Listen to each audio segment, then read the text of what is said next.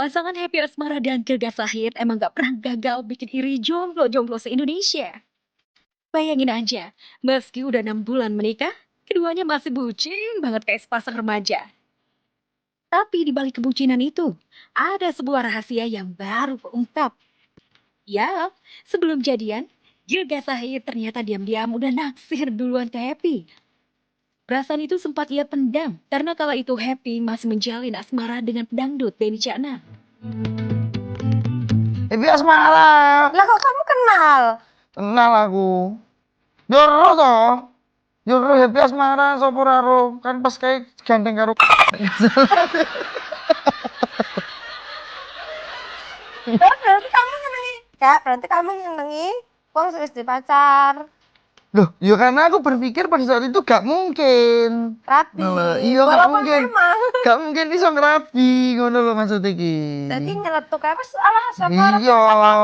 Rapi Asmara. Ora ditekoni, gledek mempengaruh gopo ndukung Rabi Happy aku ngono. Enggak nyapa kok pilihannya kudu happy gak? Kan Ya enak anggernya tapi tuh kae.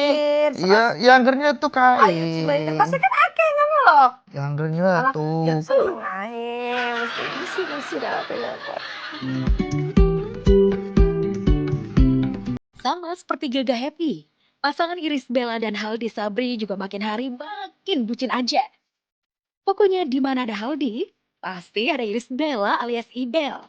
Yang ternyata setelah sekian lama nggak pernah mau buka-bukaan soal rumah tangga mereka.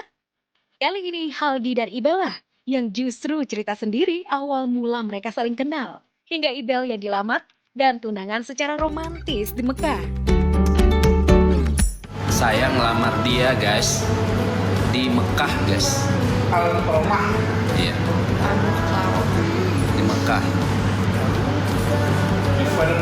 Dan kita tunangan juga di Mekah guys. Bahagia selalu, amin. Kenapa sih aku nggak dibawa ke Aceh? Nanti suatu saat pasti dibawa ke Aceh. Kita rencana mau jalan-jalan ke Sabang guys. Kan lamarannya di Mekah. Bulan madunya di mana? Kita bulan madunya di Bandung guys.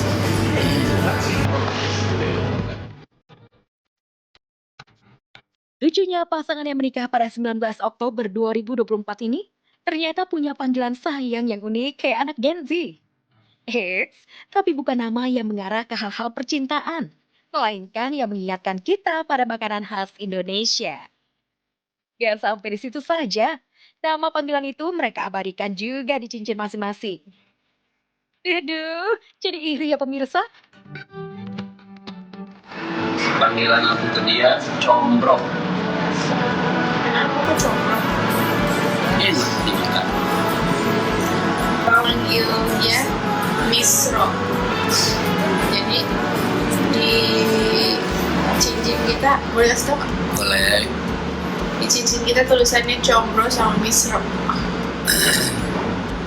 Ya kan sih? Iya benar. Bener kamu? Ada tulisannya kan? Ada di dalamnya. Apa? Ini Mistro, Aku? Combro. Kok aku dapetnya yang nggak enak? Gak apa-apa lah. Tapi ngomongnya kan enak, Combro. Berat nih.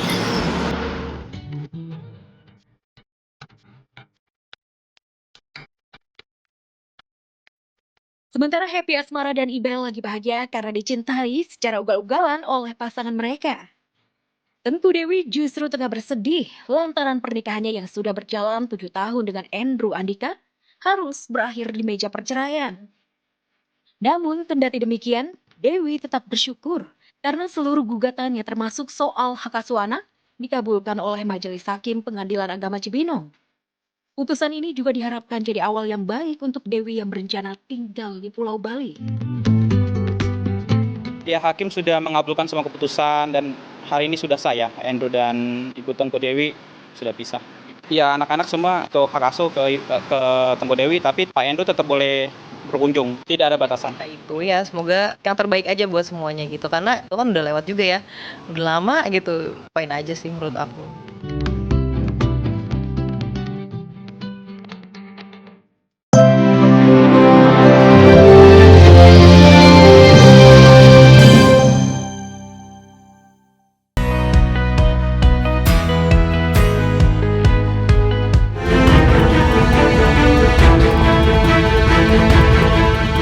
Selebgram Chandrika Cika lagi-lagi bikin ulah dan jadi viral di medsos. Cika diduga melakukan aksi pemukulan dan penganiayaan kepada seorang mahasiswi perempuan berinisial YB di halaman lobi sebuah gedung di kawasan SCBD Jakarta.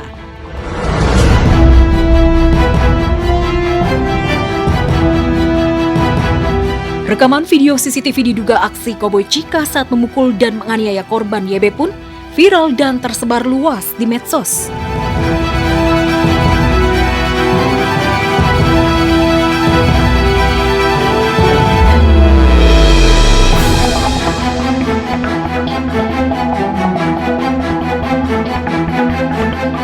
Gak terima dijadikan samsak hidup di area publik dan ditonton banyak orang, korban YB pun akhirnya melaporkan Cika ke Polres Metro Jakarta Selatan. Apalagi gegara aksi kekerasan Cika, korban diduga mengalami patah tulang di bagian lengan.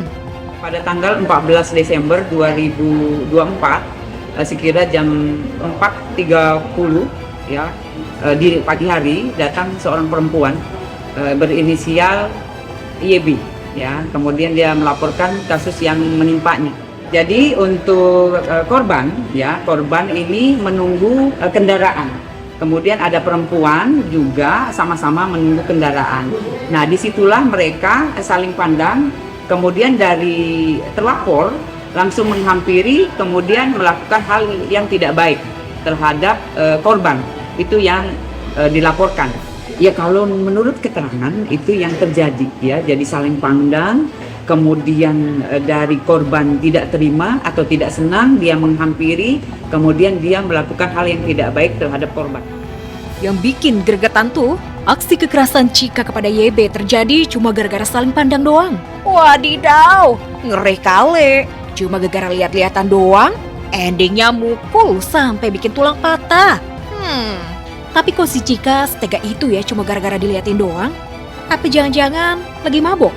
Ya, ini masih kita dalam ya. Jadi dari Polres Metro Jakarta Selatan sudah menerima laporan, kemudian kita tindak lanjuti pastinya. Di penyidik juga sudah mempersiapkan untuk mencari saksi-saksi kemudian barang bukti yang ada di lokasi kejadian. Sudah ada jadwal pemanggilan belum? Belum ya, nanti kita update siapa-siapa saja yang nanti dipanggil sebagai saksi, kemudian juga barang-barang bukti apa saja yang lagi dikumpulkan oleh penyidik. Cika, oh Cika, kok nggak ada kapoknya ya berurusan sama polisi? Belum lama kena kasus narkoba. Tahun 2022, Cika juga pernah terseret kasus pengeroyokan yang melibatkan Putra Siregar dan Rico Valentino. Aksi rekaman di klub malam itu terekam jelas di rekaman CCTV.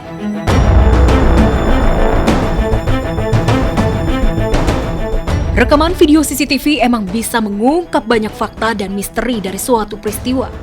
Termasuk aksi kekerasan seksual yang dilakukan penyandang disabilitas, Iwayan Agus Wartama alias Agus Buntung atau Agus Difabel yang sudah ditetapkan sebagai tersangka oleh Polda Nusa Tenggara Barat.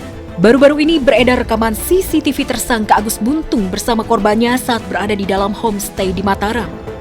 Meski belum diketahui keasliannya, namun rekaman CCTV itu seolah menjawab rasa penasaran warga masyarakat dan warganet soal bagaimana cara Agus Buntung melancarkan aksi pelecehan seksualnya kepada korbannya yang berjumlah 19 orang. Rekaman CCTV ini nyaris sama seperti saat Agus Buntung menjalani proses rekonstruksi di hadapan polisi. Sering melihat Agus kemari atau gimana? Ya, sering. Itu selalu bawa beda-beda perempuan gitu. Tidak ada kerjasama dengan pihak Agus ya. Yang dibilang kita ini seolah-olah kata korban kok diam gitu. Agus sedangkan Agus ini sudah cukup umur, dia ada KTP gitu. Jadi kalau kata dari pengacaranya dia bilang tidak ada ya. Ibu bantah dulu ya. Kasus Agus Buntung sudah nyaris rampung. Agus pun bakal segera masuk sel tahanan di Lapas Lombok Barat. Agus pun akan ditempatkan di lapas khusus disabilitas dengan fasilitas kloset duduk dan alat mandi shower bukan pakai gayung.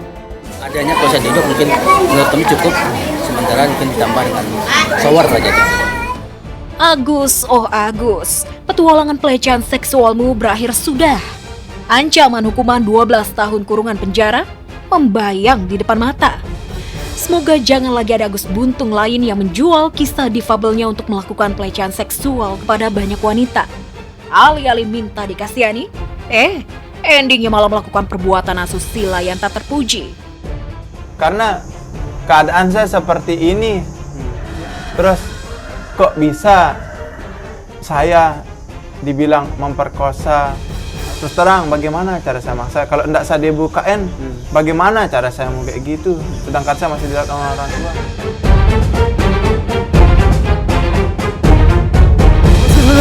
Kata-kata buat yang kemarin ninggalin kamu. Oke wih, fisik bisa dirubah, materi bisa dicari, tapi yang tulus tidak datang 2 kali.